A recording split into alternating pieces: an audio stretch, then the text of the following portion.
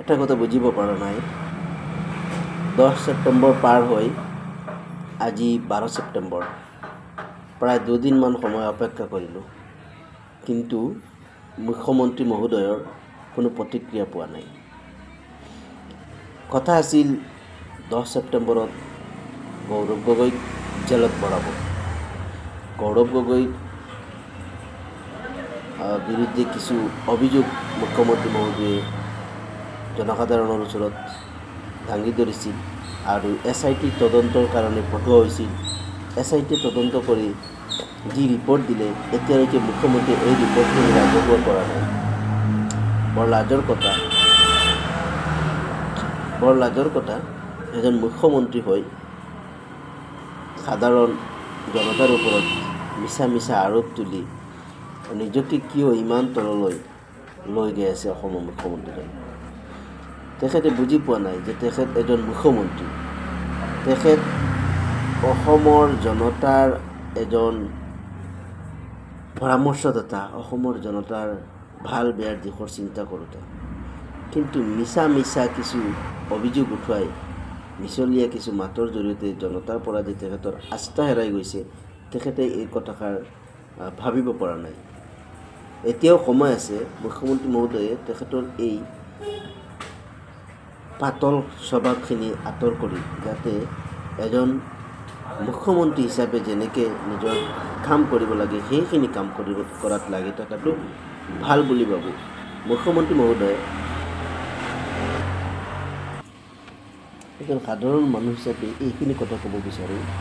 মুখ্যমন্ত্ৰী মহোদয়, আপুনি এজন দায়িত্ববান মানুহ হিচাপে, অসমৰ জনসাধাৰণৰ এজন মুৰব্বী হিচাপে আপুনি আপোনাৰ কৰণীয় কামখিনিৰ প্ৰতি গুৰুত্ব দি আপোনাৰ কামে আপোনাৰ পৰিচয় দিব। কাৰো সমালোচনা কৰি আপুনি ডাঙৰ হ'ব নোৱাৰিব।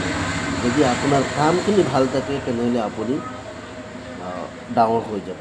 আপুনি এজন প্ৰতিষ্ঠিত মুখ্যমন্ত্ৰী হ'ব। আৰু যদি আপোনাৰ কামৰ ওপৰত আপোনাৰ বিশ্বাস নাথাকে, আপোনাৰ কামৰ ওপৰত আপোনাৰ ডাউট থাকে, তেতিয়াহ'লে আপুনি নিজকে বুজি ল'ব যে মোৰ কামৰ ওপৰত মোৰ ডাউট আছে আৰু জনসাধাৰণৰ মাজত বেমেজালি লগাই মই আকৌ নেতৃত্বৰ স্থান ল'ব পাৰোঁ, সেইটো ভাবিছে নিশ্চয়। নহ'লে যদি কামৰ ওপৰত আপোনাৰ ডাউট নাই, তেনেহ'লে আপোনাৰ কামেই আপোনাক পুনৰাই মুখ্যমন্ত্ৰী স্থানত বহুৱাব। আপুনি কাৰো সমালোচনা কৰি, কাৰো ওপৰত মিছা আঞ্জাম দি, কাৰো ওপৰত মিছা অভিযোগ তুলি এনেকুৱা কাম কৰি ভাবোঁ মুখ্যমন্ত্ৰী মহোদয়ে এইখিনি কৰাতকৈ নিজে নিজৰ কামৰ লগত লাগি থাকি নিজকে এজন প্ৰতিষ্ঠিত মুখ্যমন্ত্ৰী হিচাপে পৰিচয় দিয়াটো ভাল হ'ব। মানুহৰ কাৰ কি হৈছে, কাৰ কি হোৱা নাই, কোনে কি কৰি আছে, জনসাধাৰণৰ আগত এনেকুৱা পৰিচয় দিয়াত আৰু যেতিয়া তাৰ সত্য মিথ্যা প্ৰমাণলৈ ওলাই আহে, আপুনি নিশ্চয় জানে যিখিনি আৰোপ এটাৰ পিছত এটা আপুনি উঠাইছে, সেইখিনি নিশ্চয় আপুনি ভালকৈ অৱগত যে এইখিনি মিছা। জানিও আপুনি জনসাধাৰণৰ আগত এইখিনি প্ৰকাশ কৰিবলৈ গৈ আজি জনসাধাৰণে লাহে আপোনাৰ ওপৰৰ পৰা আস্থা হেৰাবলৈ আৰম্ভ কৰিছে। আপোনাৰ কাম, আপোনাৰ পৰিচয়, আপোনাৰ কামৰ জৰিয়তে আপুনি এজন ভাল মুখ্যমন্ত্ৰী আমি মানো, আপুনি সমাজৰ কাম কৰি আছে আমি মানো, কিন্তু কাৰোবাক টাৰ্গেট কৰি আজি কেইদিনমান আগত আপোনাৰ মহবুবুল হক, দিলৱাৰ হুছাইন বা কেতিয়াবা গৌৰৱ গগৈ, কেতিয়াবা আজমল, কেতিয়াবা হিন্দু মুছলিম, এইবিলাক আপোনাৰ দৃষ্টিত, আমাৰ দৃষ্টিত মানে আপোনাৰ নিচিনা মানুহৰ পৰা এইখিনি আমি আশা কৰা নাই।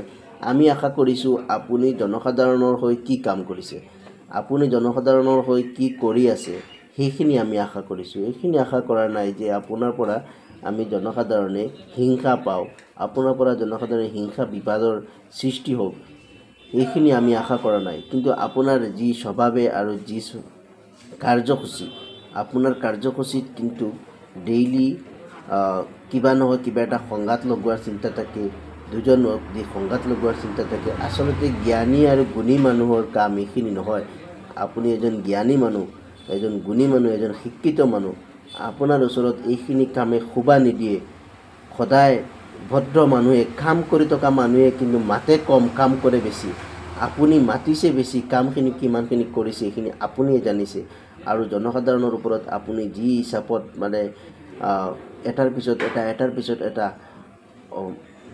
আৰোপ লগাই এটাৰ পিছত এটা অভিযোগ তুলি মানে যিজন মানুহে বেছি আপোনাৰ লগত কম্পেয়াৰ কৰিছে, যিজন মানুহে আপোনাৰ বিৰোধিতা কৰিছে, সেইজন মানুহক আপুনি সমালোচনা কৰাৰ লগে লগে আপুনি মানুহজনক বিভিন্ন বিষয়ত হাৰাশাস্তি কাম আৰম্ভ কৰে।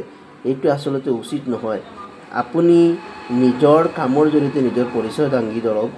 আপুনি মানুহে সমালোচনা কৰিছে সেইখিনি বিষয় নাচাই আপুনি যদি আপোনাৰ কাম কৰিবলৈ আৰম্ভ কৰে, তেতিয়াহে আপুনি ছাকচেছ মুখ্যমন্ত্ৰী হ'ব।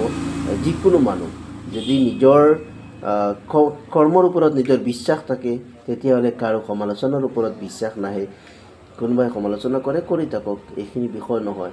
কিন্তু বৰ্তমান সমাজখনত, বৰ্তমান অসমীয়া সমাজত যি হিচাপত হিংসাৰ বিবাদ আপুনি বিয়পাবলৈ আৰম্ভ কৰিছে, হিন্দু মুছলিম অসমীয়া মিয়া আৰু বিভিন্ন ধৰণৰ আপোনাৰ ৰাজনৈতিক বিৰোধিতাত থকা ব্যক্তিসকলক বিভিন্ন ধৰণে হাৰাশাস্তি কৰা আৰু টাৰ্গেট কৰা আপুনি আৰম্ভ কৰিছে।